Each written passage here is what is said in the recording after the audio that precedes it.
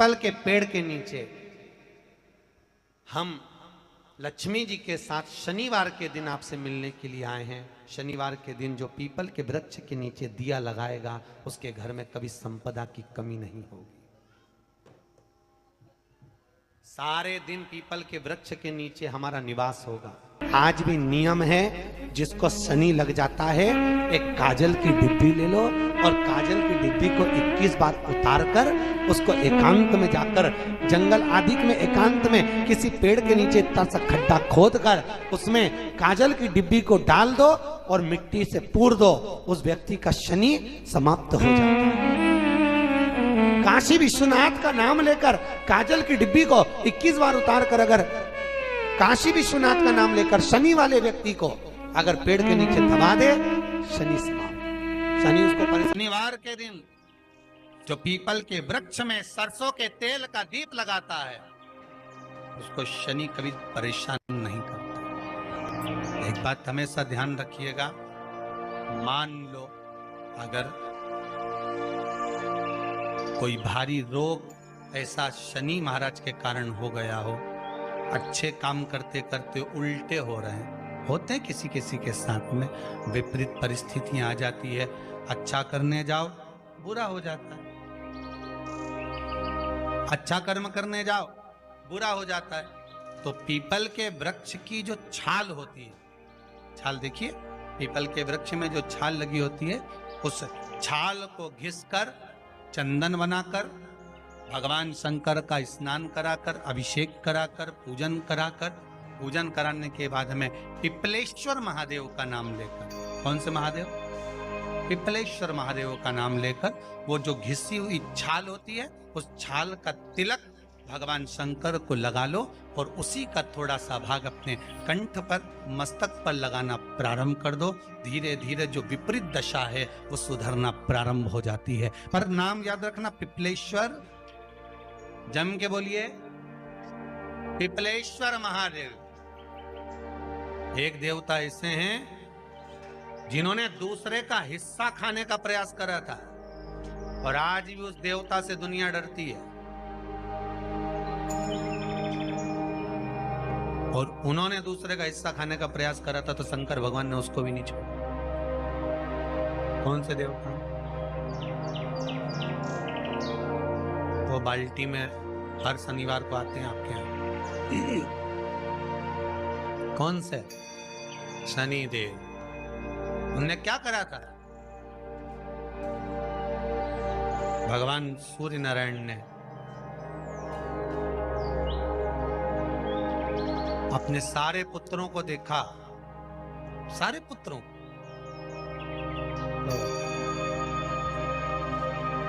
सारे पुत्रों को देखकर आज मेरे सूर्य नारायण भगवान बड़े सुखी, बड़े प्रसन्न। मेरा पुत्र शनि भी श्रेष्ठ है, मेरा पुत्र यम भी श्रेष्ठ है, सब ठीक है। आज भगवान सूर्य देवता ने अपने पुत्रों को बुलाकर कहा, आज मेरा मन कर रहा है कि मैं सारे लोगों का राज्य अपने पुत्रों को बांट दूं, सबको अपना अपना हिस्सा दे दूं। शनि महाराज जी को भी हिस्सा दे दिया गया। अब जब शनि महाराज जी को हिस्सा दे दिया तो शनि महाराज जी संतुष्ट नहीं हुए। दुनिया में ऐसे लोग बहुत सारे हैं जो संतुष्ट बहुत कम हो पाते हैं। शनि देव के मन में संतुष्टि नहीं हुई। जब शनि देव के मन में संतुष्टि नहीं हुई तो शनि महाराज उसी समय पर अपने सारे भाइयों का हिस्सा बटोरने लगे, उस पर कब्जा करने लगे। कब्जा करने लगे तो सूर्य देवता की आंख में जल भर गया। कितना तेजवान सूर्य नारायण, कितने तेजवान, कितना तेज भगवान सूर्य के पास में था।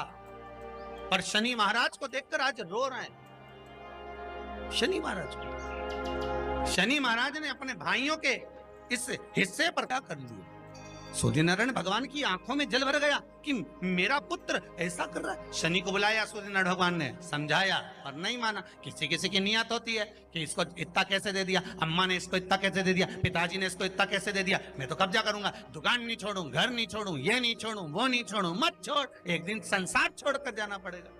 तब कहीं जमीन जायदाद छाती पे बांध के ले जाएगा। नहीं माने तो सूर्य देवता ने अपने गणों को भेज दिया, जाओ जरा शनि महाराज को जरा हटाओ वहां से। शनि महाराज को गुस्सा आया और शनि महाराज ने उन सारे गणों को नष्ट कर दिया।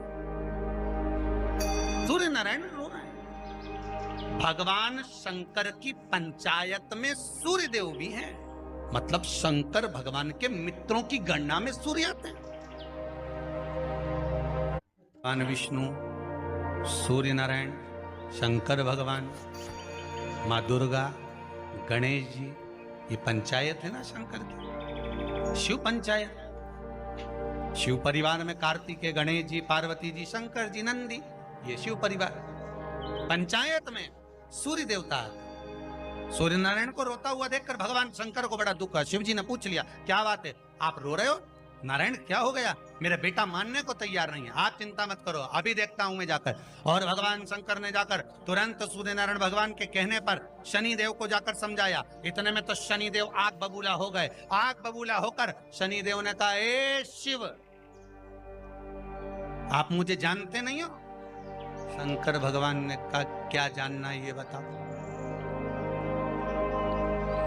क्या जानना है ये बताओ। शनि देव कहते हैं, आप मेरी दृष्टि को नहीं जानते। शंकर भगवान ने कहा, तू भी नहीं जानता कि तेरी दृष्टि खराब कैसे हुई।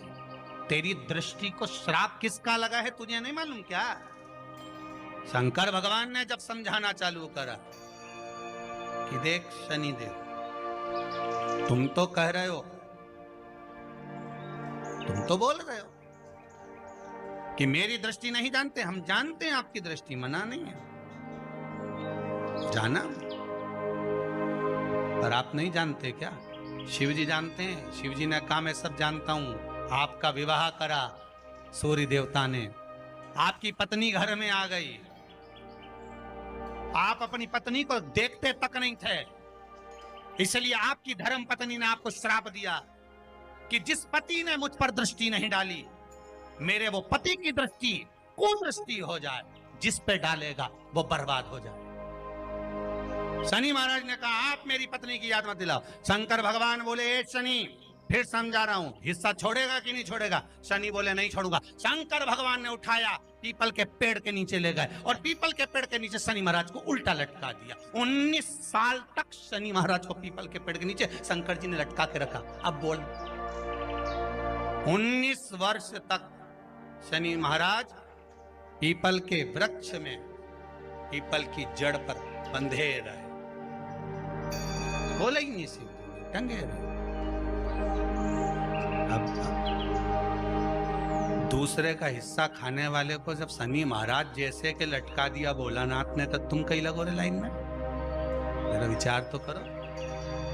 19 वर्ष तक शनि महाराज लटके रहे, तब 19 वर्ष नेत्र बंद कर कर शनि महाराज ने शंकर की आराधना करी कि दुनिया में कोई ऐसा नहीं जो मुझे उल्टा लटका दे, केवल एक यही है जिनने मुझे लटकाया है। तो 19 वर्ष तक तप करा तो शंकर जी प्रसन्न हो गए। धर्मी को हटाकर पार्वती को लाए, साथ में आशीर्वाद दिया, शनि महाराज को खोला। वर मांगो, तुम्हें क्या चाहिए, मांगो तुम्हें क्या चाहिए। शनि महाराज ने कहा, मांगूंगा कुछ नहीं, आप कर दे दीजिए। शंकर जी ने कहा, मैं तुम्हें दंड अधिकारी बनाता हूं कि आप अच्छे और बुरे का दंड दोगे, आप अधिकारी बनकर बैठोगे, मेरा आशीर्वाद तुम्हारे साथ में। दंड अधिकारी। भगवान शंकर का एक अवतार है पिपलाद अवतार। पिपलाद अवतार, जब दधीचि ऋषि की अस्थियां चली गई, उनकी धर्मपत्नी सुवाच ने देखा मेरे पति को मार दिया गया, मेरे पति की अस्थियां ले गए राक्षसों का संहार करने के लिए, उनकी अस्थियां लेकर चले गए, मेरा पति चले गया। सुवाच गर्व से थी, मरना चाहती थी, प्राण छोड़ना चाहती। शिव जी ने देखा ये तो अग्नि के ऊपर चढ़कर अपनी देह त्याग रही है। शंकर भगवान ने आकर कहा, रुक जा सुभाष, रुको, तुम्हारे गर्भ में बच्चा है, तुम्हारे गर्भ में बच्चा है, वो बच्चा मर जाएगा। अब इस बच्चे को जन्म देकर भी क्या करूं? नहीं पिता, तुम्हारे गर्भ में जो बच्चा है वो महाज्ञानी है। तुमने मुझसे प्रसाद के रूप में मांगा था, कहा था शिव जैसा पुत्र होना चाहिए, तो क्या तुम शंकर को नष्ट कर दोगे? मैं शंकर को जन्म दूंगी। सुभाष ने 2 पत्थर उठाए, अपने गर्भ पर मारना प्रारंभ करा। गर्भ पर मारा, बच्चे ने जन्म लिया। बच्चा 7 महीने का था। उस बच्चे को उठाकर पीपल के कोटर में रख दिया। पीपल की कोटर। एक गिलहरी पीपल के फल को लेकर आती थी, पिपलाद के मुंह में देती थी।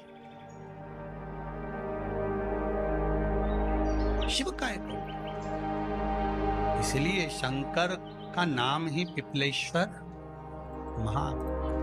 शिव का एक अवतार पिपलाद के रूप में हुआ है। तुम क्यों चिंता करती हो? तुम चिंता मत करो, तुम्हारा पुत्र जन्म दो तुम। और दिया धन सुभाष ने, उसके बाद प्राणों को त्यागा। और उस पीपल के कोटर में अगर भरण पोषण करने वाला कोई था तो वह देवाधिदेव महादेव था। फिर निवेदन करेंगे, माता के गर्भ में बच्चा रहता है, उसका भरण पोषण करने वाला मेरा देवाधिदेव महादेव है। अगर जन्म उसने दिया है तो मृत्यु भी वो देगा। अगर तुमको कुछ ज्ञान दिया है तो अच्छी जगह पर भी वही पहुंचाएगा। आप जो अभिलाषा लेकर आते हैं, बच्चे कहते हैं हमारी नौकरी नहीं है, सर्विस नहीं है, हम इस कॉलेज में पढ़ना चाहते हैं, हम इस जगह जाना चाहते हैं, हम इस पद पर जाना चाहते हैं, बस इतना याद रखना, तुम्हारा भाग्य बुरा नहीं होता। कभी भी याद रखना, संसार में जिसको भगवान ने जन्म दिया उसकी किस्मत कभी बेकार नहीं हो सकती। अगर भगवान तुम्हारी किस्मत बेकार होती तो जानवर बनाकर पैदा करता, इंसान बनाकर नहीं। किस्मत अच्छी थी इसलिए इंसान बनकर पैदा, जानवर बनाकर पैदा नहीं करा। अगर तुम्हारी किस्मत अच्छी थी इसलिए मनुष्य बनकर पैदा हुए हो, इंसान बनकर पैदा हुए हो, मानव बनकर पैदा हुए हो। भगवान को दोष मत देना कि भगवान ने किस्मत बेकार दी है। भगवान ने किस्मत अच्छी बनाई है इसलिए तुझे मृत्यु लोक में जन्म दिया। भगवान ने भाग्य अच्छा बनाया इसलिए तुझे शिव महापुराण की कथा सुनने का मौका दिया। नहीं तो भाग्य में नहीं होती तो कहां से मिल जाती? किस्मत अच्छी है तो भगवान फिर नौकरी भी लगाएगा, धंधा भी करवाएगा, सर्विस भी कराएगा, विवाह भी करेगा, शादी भी करेगा, मकान भी बनाएगा, जायदाद भी देगा, संतान भी देगा। उसने दिया है पेट तो भरेगा वही। हम काय को अपने माथे पर ले? मैंने इतनी पढ़ाई कर ली, मैं इंजीनियर हो गया, मैं ये बन गया, मैंने तो ये कर लिया, उसके बाद भी मैं घर में बैठा हूं, मेरा छोरा घर में बैठा, इतना पढ़ने के बाद बैठा। जन्म उसने दिया है, भाग्य उसका है, किस्मत उसकी है, तो कहो उसको कि शंकर का भजन कर, मंथन करे, मक्खन निकलेगा और घी भी जरूर बनेगा। हारना मती। जब तेरे 3.5 करोड़ बार गिनती मत करना, गिनती वो करेगा। तू तो भज, तू कुबेरेश्वर का स्मरण कर, तू महाकाल का स्मरण कर, तू काशी विश्वनाथ का स्मरण कर, तू महाकाल राजा का स्मरण करके तो देख। शिव का भजन कर, 1 लोटा पानी ले जाकर रोज चढ़ा शंकर जी के मंदिर में जा। शिव से भजन करने में क्या देरी? नहीं जा सकता शिव मंदिर में जाने में? बच्चों को अगर शर्म आती हो तो बेलपत्री के पेड़ के नीचे पानी चढ़ाया, वो भी नहीं कर सकता तो पीपल के पेड़ के नीचे चढ़ाया, वो भी नहीं कर सकता तो आंवले के पेड़ के नीचे चढ़ाया। पर कहीं जुड़ तो सरी, एक बार साध तो सरी, पकड़ने का प्रयास तो करो परमात्मा। शनिवार का दिन है जिस दिन अपन इस दरिद्रता से मिलने के लिए पीपल के पेड़ के नीचे आए हैं। हिंदू धर्म में ये दिन पीपल के वृक्ष के लिए पूजनीय होगा। जो भी शनिवार के दिन पीपल के वृक्ष की पूजन करेगा, दूध चढ़ाएगा या मिष्ठान का भोग लगाएगा, लक्ष्मी और नारायण उसके घर में प्रवेश कर जाएगा। लक्ष्मी और नारायण उसके घर में प्रवेश करेगा, इसलिए नियम बनाया। कौन से दिन का? शनिवार। लक्ष्मी जी बोली, नारायण आपने तो 1 दिन का वार लिख दिया। शंकर जी ने 7 वार बनाए हैं, रविवार, सोमवार, मंगल, बुध, गुरु, शुक्र और शनि। ये शिव जी ने बनाया। अब 1 दिन आपने अपना बना लिया, बाकी के दिन अगर कोई इस पीपल के वृक्ष के नीचे आएगा और यहां तो दरिद्रता बैठी है तो उसका क्या होगा? भगवान नारायण बोले, सुन दरिद्रता, तेरे से एक विनती है, अगर कोई भी मनुष्य इस पीपल के पेड़ के नीचे अगर 7 दिन में आता है और उसके हाथ में अगर कोई सामग्री होती है तो तू उसके घर में प्रवेश नहीं करेगी। नियम है पीपल के वृक्ष का, या तो पानी का लोटा लेकर जाओ, कुंकू का चोपड़ा लेकर जाओ, शक्कर लेकर जाओ, या पेड़ के नीचे चींटी को डालने के लिए आटा ले जाओ, पर खाली हाथ पीपल के वृक्ष के नीचे कभी मत जाओ, कभी नहीं जाओ। खाली हाथ जाओगे तो दरिद्रता तुम्हारे घर में प्रवेश करेगी। दरिद्रता उठकर खड़ी होकर बोली, नारायण तुमने अपनी मनमानी करी है, एक दिन मुझे भी मेरा चाहिए। भगवान ने कहा बोल कौन सा दिन चाहिए। दरिद्रता कहती है रविवार के दिन इस पीपल के वृक्ष के नीचे मैं दिन भर नृत्य करूं, इसमें रहूं, और जो यहां आए रविवार को मैं उसके घर में प्रवेश करूं। भगवान ने कहा ठीक है दरिद्रता, रविवार का दिन एक ऐसा दिन रहेगा जिस दिन तू इस पीपल के वृक्ष के नीचे नृत्य करेगी और जो आएगा इस पीपल के वृक्ष के नीचे तो उसके साथ प्रवेश करेगी। मैंने तुझे वर दिया। इसलिए हमारे यहाँ केवल पीपल का वृक्ष अगर दीवार में भी लग जाता है ना, किसी की फैक्ट्री की दीवार में, किसी के घर की दीवार में पीपल का वृक्ष अगर लग जाता है, पीपल का पौधा लग जाता है, उसको कितना भी तोड़ लो वो वापिस लग जाएगा, फिर तोड़ोगे फिर लग जाएगा। अगर पीपल के पौधे को तोड़ना है तो केवल रविवार का दिन एक नींबू, एक मिर्ची और बमूल का कांटा, ये 3 चीजें रखने के बाद में आधे घंटे बाद रविवार के दिन पीपल के पेड़ को उखाड़ कर फेंक दो। दूसरी बार कभी पीपल दीवार में लगता ही नहीं, कभी नहीं लग सकता। केवल एक रविवार का, केवल एक संडे, इतवार का। घर में दीवारों पर अगर पीपल लग भी गया है, इसलिए पीपल के वृक्ष को उखाड़ने का, अगर घर में पीपल लगा हुआ है या पीपल का पौधा हमारे घर में लग गया, उसको उतारना, निकालना, लगाना, तो पीपल के वृक्ष को अगर निकाला जाता है तो रविवार के दिन, और अगर पीपल के वृक्ष को कहीं लगाया जाता है तो सोमवार के दिन या मंगलवार के दिन, बुधवार के दिन, इन दिनों में लगा सकते पीपल के वृक्ष कहीं लगाना। शनिवार का दिन एक ऐसा दिन होता है जिस दिन पीपल के वृक्ष को कहीं जाकर लगाया नहीं जाता, क्योंकि शनिवार के दिन पीपल के वृक्ष के नीचे लक्ष्मी रहती है। हम अपने हाथों से अगर पीपल का वृक्ष किसी दूसरी जगह पर शनिवार को रोपित करते हैं तो हमारे घर की लक्ष्मी अपने घर से छिन्न होकर चली जाती है। इसलिए शनिवार के दिन पीपल लगाया नहीं जाता, किसी के घर जाकर उसको वापस पलटा नहीं जाता। लग गया उसको डर। प्रभु मेरी धर्म पत्नी को कहाँ रखूं आप बताओ। वो तो जहां यज्ञ होता है, अनुष्ठान होता है, दान होता है, पुण्य होता है, सत्कर्म होता है, वहां जाने को तैयार नहीं। अब करूं क्या। भगवान ने बोला एक काम करो। दुर्वासा जी बोले जिसके यहाँ रात्रि में बर्तन झूठे पड़े रहते हो उसके घर में इस दरिद्रता को लेकर तुम प्रवेश कर जाना। जिसके यहाँ रात्रि में बर्तन झूठे पड़े हो वहां लेकर प्रवेश कर जाओ। दूसरी जगह दुर्वासा जी बोले जो स्त्री घर में दोपहर के समय पर सो रही हो उसके घर में इसको लेकर प्रवेश कर जाइए। जो स्त्री दोपहर के समय में घर पर सो रही हो इस दरिद्रता को लेकर प्रवेश कर जाइए। तीसरा, जिसके यहां पर दरवाजे पर कांटे वाले पौधे लगे हों उस घर में इस दरिद्रता को लेकर प्रवेश कर जाइए। दरिद्रता कितनी सुंदर बात कही है। दाता और विधाता कौन कौन? दाता और विधाता। लक्ष्मी और दरिद्रता के सगे भाई हैं। कौन कौन? दाता और विधाता। दाता को फिटकरी प्रिय है, विधाता को नमक प्रिय है। ये दोनों हमेशा लक्ष्मी को और दरिद्रता को दोनों को समझाते थे, दोनों में प्रेम बढ़ाते थे। आज भी हिंदू धर्म की रीति है। यहां तो ठीक है, जिसके यहां पर भी अगर थोड़ी सी भी परेशानी होती है, थोड़ा सा क्लेश होता है, अशांति होती है, लक्ष्मी नहीं टिक रही हो, काम नहीं बन रहे हो, बहुत प्रयास करा जा रहा हो और हमारा कार्य नहीं होता, तो क्या करते हैं? फिटकरी और नमक को पानी में डाल देते हैं और घर में पोछा लगा देते हैं। आप लोगों ने आजकल फेसबुक पे भी पढ़ा होगा, व्हाट्सएप पे भी पढ़ा होगा। तो क्यों लिखा उसमें? उसका कारण ही केवल होता है कि दाता और विधाता की प्रियता उसमें। माता ख्याति के जो 4 बच्चे हुए इसमें जो 2 लड़के हैं दाता और विधाता, उसकी प्रियता उसकी पूर्णता उस। अब दुर्वासा जी बोले अपनी धर्म पत्नी को वहां लेकर, जहां कांटेदार पौधे लगे हों वहां पर लेकर प्रवेश कर जाइए। कांटेदार पौधों में उस दरिद्रता का निवास हो गया। आए जब कष्ट, बहुत कष्ट का जीवन चल रहा हो, बहुत कष्ट की जिंदगी चल रही हो, ध्यान लगाना, अगर कष्ट का जीवन चल रहा हो, तकलीफ की जिंदगी चल रही हो, 5-7 सोमवार, या तो 5 सोमवार या 7 सोमवार, हाथ में दुर्वा,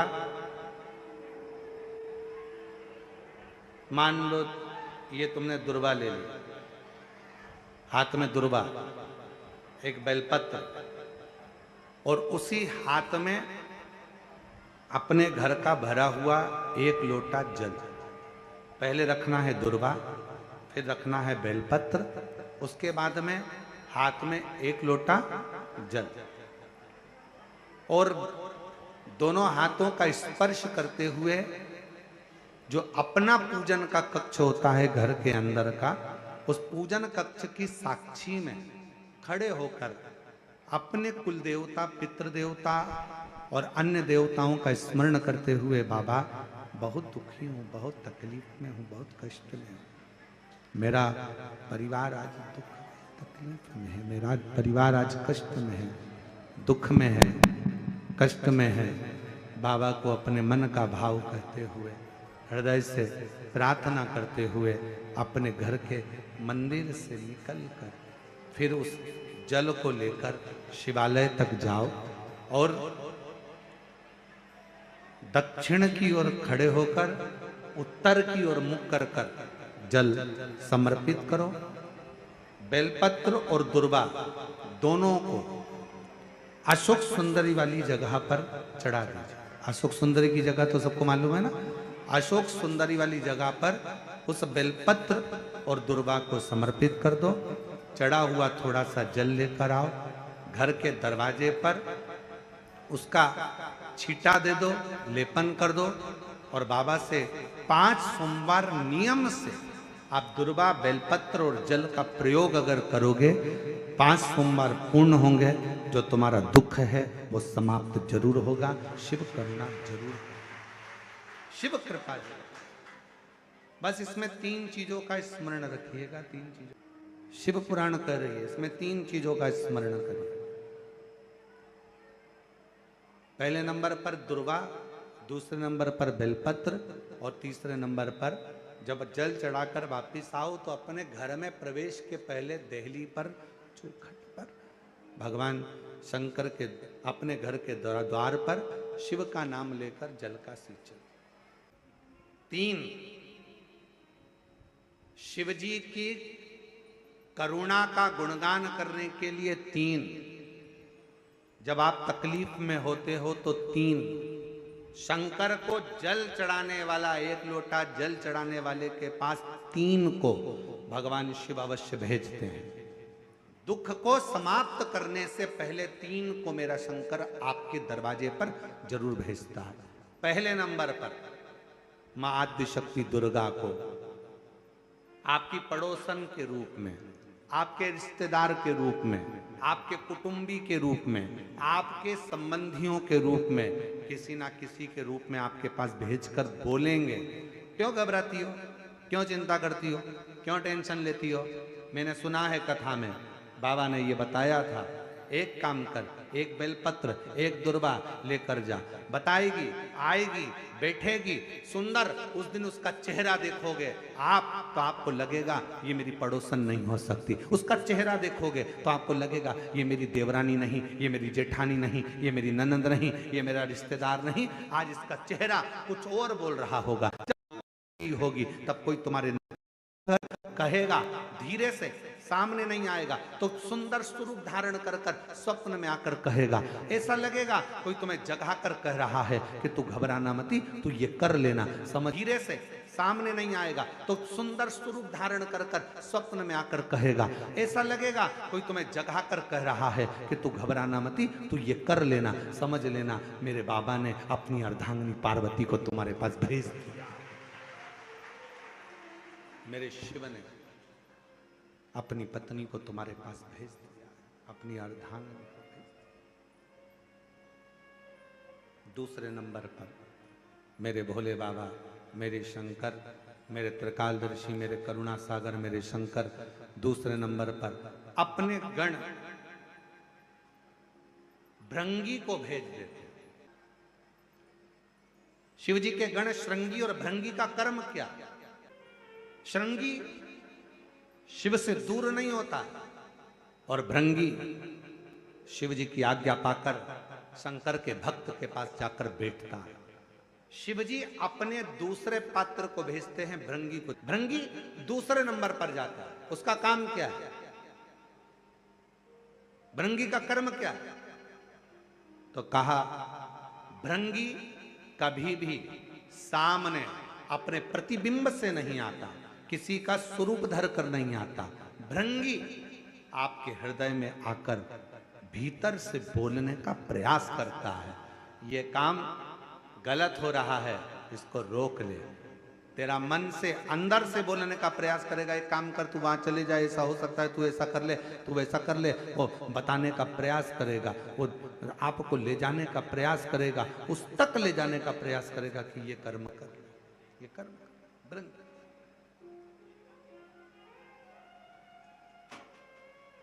दूसरे नंबर पर भृंगी आपके मन की वाणी को शिव तक पहुंचाने का प्रयास करेगा। और तीसरे नंबर पर भगवान शंकर अपने भक्त का दुख हरने से पहले तीसरे नंबर पर भेज देते हैं अपने नंदीश्वर को, अपने नंदी गण को मेरे शिव भेजते हैं। नंदी का काम क्या है? जैसे ही नंदी आता है, कोई व्यक्ति के रूप में, किसी रूप में, किसी फोन के रूप में, किसी कॉल के रूप में, किसी पत्र के रूप में, किसी मैसेज के रूप में, जब नंदी तुम्हारे घर में प्रवेश करता है तब वो तुम्हारे रास्ते को क्लीन कर देता है, रास्ते को साफ कर देता है, उसको मार्ग को प्रशस्त कर देता है। आप दिल से उससे कहो, जहां तार ना जुड़े। कोई कई जगह कहे ना, अभी हमने कहा कि हमारे बच्चे कहे यहाँ पर सिग्नल मिल रहा है, कोई कहे वहां सिग्नल मिल रहा है। अगर सारी दुनिया से हार गए तो फिर एक जगह पर जाकर सिग्नल मिलाना। एक बार शिव महापुराण की कथा में पहुंचकर बाबा देवादिदेव महादेव से अपने मन की बात कहकर कभी योग बन जाए तो उस कथा में आसन बिछाकर जमीन पर अपना आसन डालकर ये नहीं सोचना कि मैं वीआईपी कितनी हूं, मुझे कहां बैठना चाहिए, कहां रहना चाहिए। एक बार उस पवित्र प्रांगण में जहां बाबा की कथा हो रही हो, जहां बाबा कुबेर भंडारी का आनंदमय कथा कर तत्व ग्रहण करने को मिल जाए, वहीं पर रात्रि विश्राम कर कर बाबा से अपने दिल की बात कहकर अपने मन की बात जरूर कहना। ये निश्चित है मेरे बाबा से तुम्हारा सिग्नल जरूर मिलेगा और शिव आपकी बात को स्वीकार जरूर, शिव सुनेगा। भगवान देवादिदेव महादेव को जल चढ़ाते हैं, उसके 5 अलग अलग तरीके हैं। बहुत सावधानी से सुनना कथा, आपकी और हमारी जिंदगी की सार्थकता को सिद्ध करने वाली कथा। आज पंजाब की इस पवित्र भूमि पर अगर यह प्रसंग निकला है तो इसको आप अगर सुनेंगे तो आपका जीवन सार्थक होगा। शिव जी को 5 तरह से जल चढ़ाने का तरीका है। जैसे पंचामृत होता है, दूध, दही, शहद, घी, शक्कर, ये सब पंचामृत के अंतर्गत आते हैं, उसी तरह शंकर जी को 5 तरह से जल चढ़ाने का क्रम वर्णित किया गया। अब उसको समझेंगे, बहुत सावधानी से समझिएगा। पहला, जल लेकर आए, सीधे डायरेक्ट शंकर भगवान के शिवलिंग पर चढ़ा दिया, ये प्रथम जल का चढ़ाने का तरीका। दूसरा, जहां से पानी बहकर जाता है, जहां से जल बहकर जा रहा है, उसके ठीक विपरीत जल उत्तर में जा रहा है, आप दक्षिण में खड़े होंगे और दक्षिण में खड़े होकर उत्तर की ओर मुख करेंगे और शिव जी को जल समर्पित करेंगे। ये रोग मुक्ति करने वाला है और हमारे रोग पर हमें विजय प्रदान करने वाला है। ये जल चढ़ाने का तरीका। एक सीधे मंदिर में गए, लोटा भर कर जल उठाया, शिव जी को चढ़ा दिया। दूसरा जल, जहां से पानी बहता है, शिव जी का चढ़ा हुआ जल जहां से बहकर जाता है, उसके ठीक विपरीत में शिव जी का जल इधर जा रहा है तो तुम यहां खड़े हो, तुम यहां बैठो, यहां मत बैठना, यहां मत बैठना, इधर बैठो। अगर रोग का निवारण है तो यहां बैठकर। तीसरा, अशोक सुंदरी से जल चढ़ाते चढ़ाते शिवलिंग तक लेकर जाना और शंकर भगवान के शिवलिंग पर पूर्ण जल समर्पित करना। ये तीसरा तरीका, ये कार्य की सिद्धता के लिए। हम जब किसी से आस ना लगाकर परमात्मा से विनती करते हैं तो वो विनती करने का तरीका। तीसरा। चौथा, शिव जी पे चढ़ा हुआ जल 5 जगह पर समर्पित करना। गणेश जी, कार्तिकेय, अशोक सुंदरी, शिवलिंग और जलाधारी। ये चौथा क्रम है। जब जिस नारी का, जैसे मेरा नाम मोनिका है, मेरे पति का नाम संजय सिंह है, मैं दिल्ली स्वरूप नगर के निवासी हूं, मेरा फोन नंबर ये है। कहीं बैठी हैं? मैं बाबू को लाए हैं क्या? नहीं लाए? ठीक है, मैं प्रणाम करने के लिए लाई हूं। गुरुदेव, बाबा बाबा है। बैठिए बहन। शिव तत्व है। एक जल चढ़ाने का तरीका, शिव जी को हम जो जल चढ़ाते हैं उसका एक तरीका भी हमारी जिंदगी में अगर हमने उसको स्मरण में रख लिया तो हमारी कार्य की सिद्धता को सिद्ध कर देता, हमें सफलता की ओर लेकर चले जाता है। सीधे जल चढ़ाना, दक्षिण में बैठकर उत्तर की ओर मुख कर कर जल चढ़ाना, अशोक सुंदरी से लेकर शिवलिंग तक जल चढ़ाना, 5 स्थान पर गणेश, कार्तिकेय, अशोक सुंदरी, जलाधारी, शिवलिंग पर जल चढ़ाना 5 स्थान पर। ये चौथे नंबर का। और 5वां जल समर्पित करना।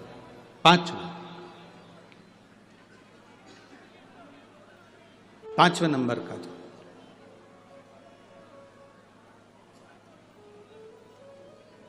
शिव जी को 5वें नंबर का जो जल आता है, जो जलाधारी है, ऊपर जिसमें पानी भरा रहता है और नीचे एक एक बूंद टपकता रहता, जलाधारी में जल समर्पित कर कर उसी जल को बचाकर अशोक सुंदरी वाली जगह पर थोड़ा सा चढ़ाकर उसी में से जल शिवलिंग पर जब हम समर्पित करते हैं तो हम जिस कार्य के लिए जा रहे हैं वो कार्य सफल